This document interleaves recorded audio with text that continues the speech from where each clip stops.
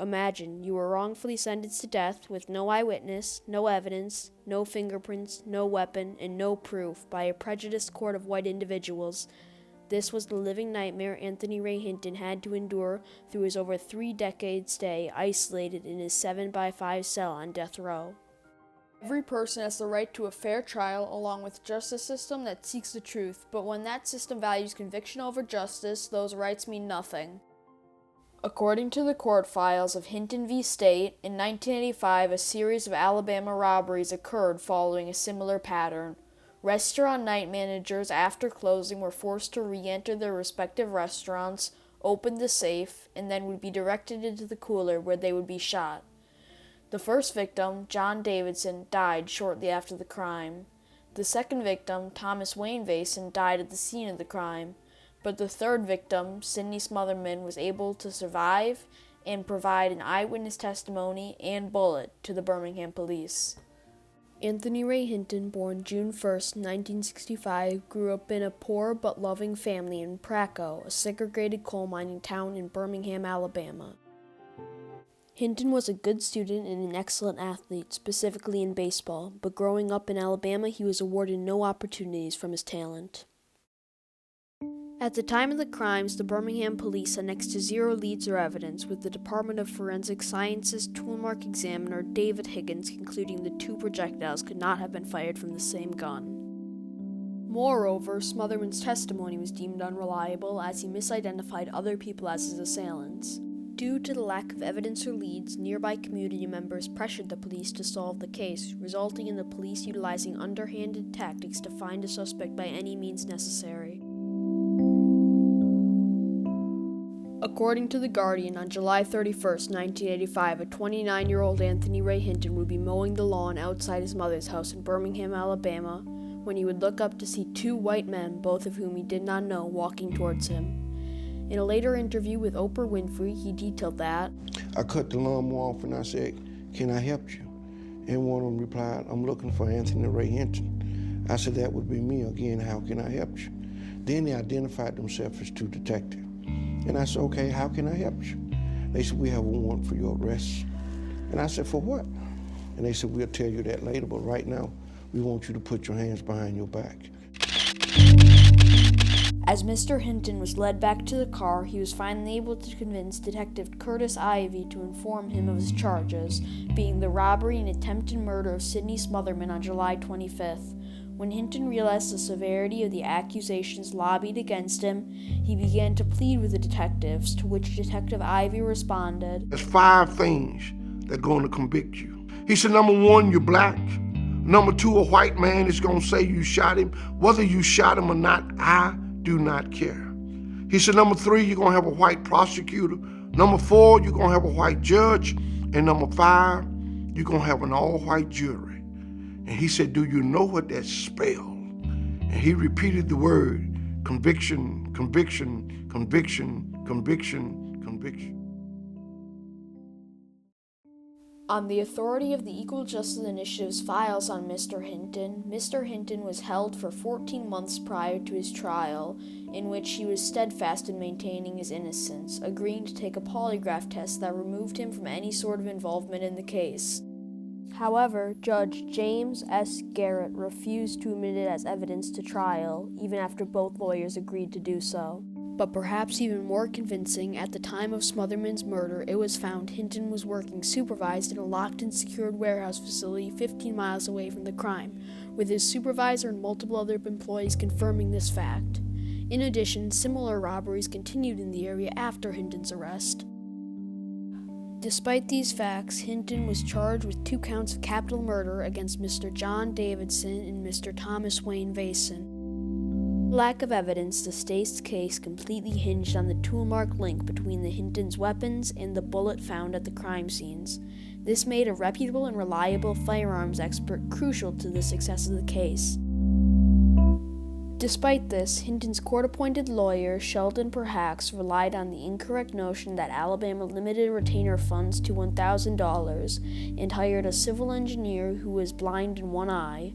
On the stand, Payne openly admitted he could not operate the machinery used to examine the weapon. The prosecution crucified him.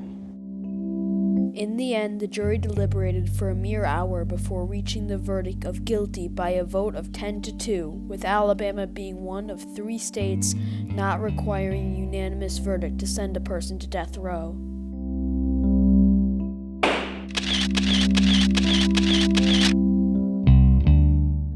When Anthony Ray Hinton arrived on death row, he was given a 7-by-5-foot cell with no openings to the outside world except the hole that they slipped meals through.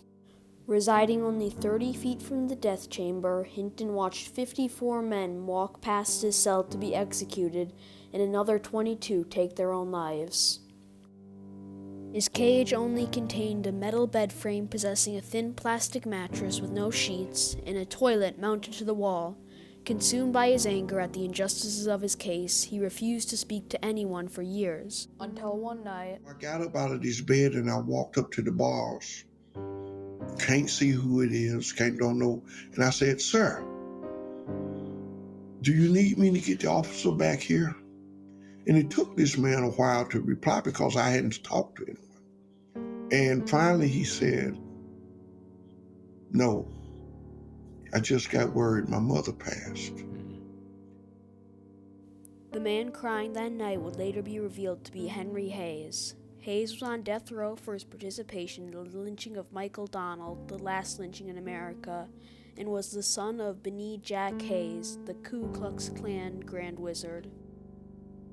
all his life Hayes had been taught to hate, but as time went on, he and Ray developed an unlikely friendship, with Hayes even introducing Hinton to his father and mother, who were deeply disapproving. On 1997, at the night of his execution, Hayes turned to Ray and finally admitted that he said, "All of my life, I was taught to hate. All of my life, my mother taught me hate. My father taught me hate. My community taught me hate. And the very people that they taught me to hate for the last 15 years have shown me nothing but love. And tonight, as I leave this world, I leave this world now knowing what real love feel like." And they executed my friend Henry. as reported by the EJI, the Equal Justice Initiative took on Anthony Ray Hinton's case in 1998, where they lobbied for Hinton's exoneration. In 2002, EJI gathered 3 of the nation's top firearms examiners to testify that the revolver could not be matched to the bullets. Although the state never denied these findings, they refused to re-examine Hinton's case or issue a response. Over the course of the next 12 years, EJI engaged in a number of litigations with the state of Alabama. EJI asked the Alabama Court of Criminal Appeals for relief 3 times, and they were denied. Now, Hinton was faced with an impossible decision. And he said, "I'm going to have to take this case to the United States Supreme Court." But he said, "I'll need to tell you something." And he said, "If they rule against you, the state of Alabama will execute you within 2 years." But Hinton was confident in his case and couldn't live out the rest of his life on death row knowing he was innocent. At 9:30 on Friday, April 3rd, 2015, for the first time in 30 years, Anthony Ray Hinton was handed his street clothes and walked out of Jefferson County Jail a free man after the Supreme Court unanimously overturned the verdict based on inadequate legal defense. Outside, he was greeted by his family and friends who embraced him warmly for the first time in decades. Hinton described that moment as surreal, saying he felt that he was in a dream. Since his release, Hinton has become a powerful speaker and advocate for the abolition of the death penalty and reform of the criminal justice system. He works with the Equal Justice Initiative as a community educator, sharing his story around the nation, and in his New York Times best-selling novel, The Sun Does Shine, adapted into a young reader's version in 2018.